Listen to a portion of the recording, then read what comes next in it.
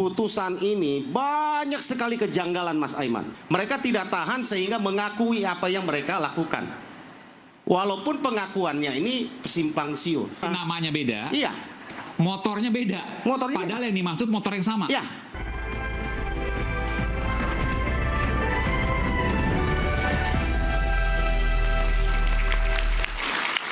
Balik rakyat bersuara, saya tadi ingin ke Bung Jutek Bongso. Bung Jutek, saya tadi sempat pada saat break berbincang sedikit dengan Anda dan juga dengan Bung Farhad. Apa yang Anda punya data sehingga Anda meyakini bahwa ini semua akan berbalik keadaannya? Tapi saya harus adil juga, nanti saya akan tanya ke Bung Roni dan juga Ambu Yenti. Silakan. Ya, Mas Aiman, terima kasih, akhirnya kebagian juga bicara. Saya pikir saya hanya menonton dari tadi kan, gitu kan. Bang Susno ketawa deh. Baik, para pemirsa sekalian, saya sepanjang hari ini memang tadi jam 9 kami bertemu dengan Bu Sri, Komisioner LPSK.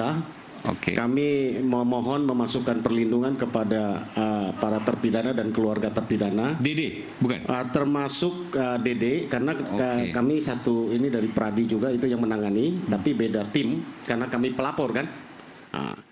Kemudian siangnya tadi kami gelar di Barreskrim untuk laporan LP kami terhadap Dede dan Aib.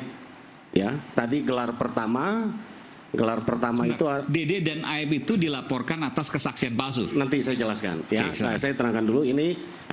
Kami gelar itu hanya ditanya tentang, supaya jangan ditanya lagi gitu kan. Banyak yang tanya dari tadi untuk tentang gelar apa tadi kan gitu.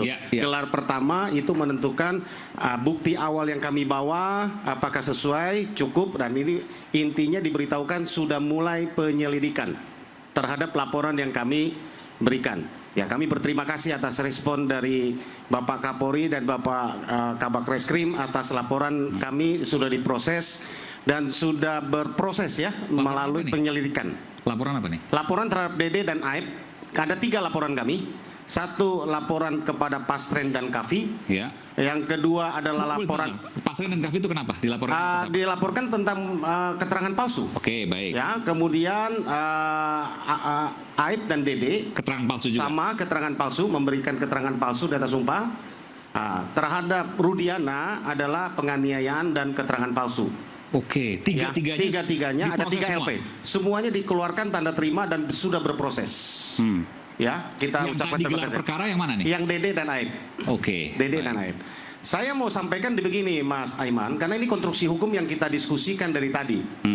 Bahwa peristiwa ada pembunuhan atau kecelakaan itu kan yang menyaksikan itu mulai ceritanya dari yang namanya Aib dan Dede, yang mengaku melihat malam tanggal 27 Agustus 2016 mereka melihat ada segelombolan pemuda yang biasa nongkrong di depan SMP 11 di Cirebon melempari batu lalu melakukan pengejaran, ada penusukan, ada bambu dan ada balok dan sebagainya, termasuk ada sajam, sampai pembunuhan dan perkosaan itu kan dimulai dari situ kesaksiannya. Kesaksian itu dikuatkan yang namanya Liga Akbar. Liga Akbar ini adalah juga orang yang katanya mengikuti Eki dan Vina dari Cirebon lewat dan mengatakan hal yang sama seperti yang disaksikan oleh Aib dan Dede. Maka berproseslah semua keterangan itu ya sesudah diberikan saya cerita ya tentang hubungan dengan Rudiana. Aibtu Rudiana saat itu melakukan penyelidikan sendiri. Tanggal 31 Agustus dia datangin ke TKP pukul 14 ketemu dengan Aib. Dede tidak, walaupun di BAP-nya katakan iya, tapi Dede sudah ketemu, sudah mengaku tidak. Ya, mengaku bertemu dengan Dede dan Aib.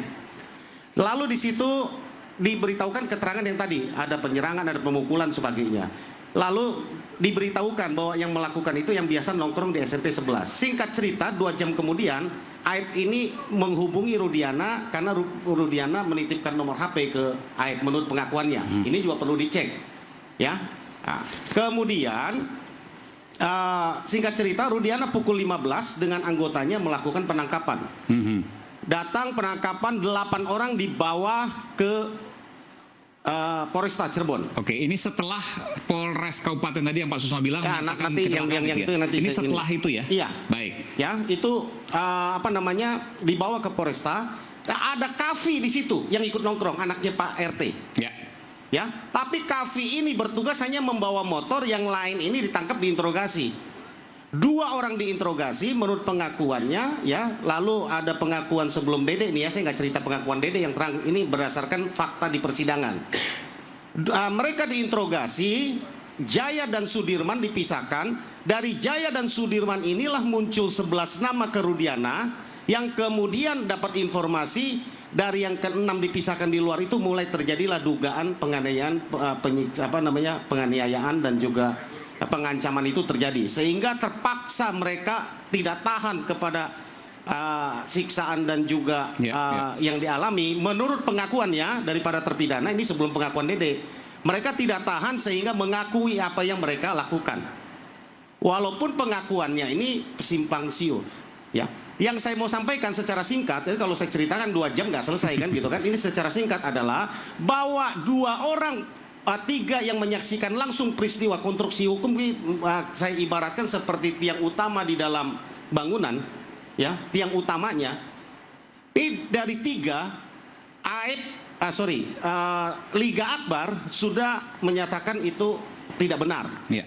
Apa yang diberikan bahwa dia melihat ada penusukan, pengejaran apa segala macam yang seperti yang tadi disampaikan oleh Mas Aiman dikatakan tidak benar. 2 hari lalu Dede yang katanya bersama dengan Aep yang menyaksikan juga, yang memberikan katanya laporan ke Rudiana juga mengatakan peristiwa itu tidak pernah ada. Kalau secara garis besar Mas Aiman, saya katakan bahwa bangunan itu tiang utamanya sudah tidak ada, sudah runtuh. Belum lagi ditambah dengan DPO, 3 DPO, ya, 2 yang dinyatakan fiktif yang punya peran. Tapi permasalahan tadi Bu Yenti bilang, ini sudah 3 pengadilan, PN, PT, Mahkamah Agung, bahkan sudah gerasi. Bagaimana menjelaskan logika publik yang sangat sederhana itu kepada makanya siapapun? Betul yang kita bincangkan tadi bahwa ini sudah inkrah di Mahkamah Agung. Itu kita harus hargai betul. Tapi upaya yang sedang kita lakukan, kita akan PK membuktikan itu adalah secara normatif hukum.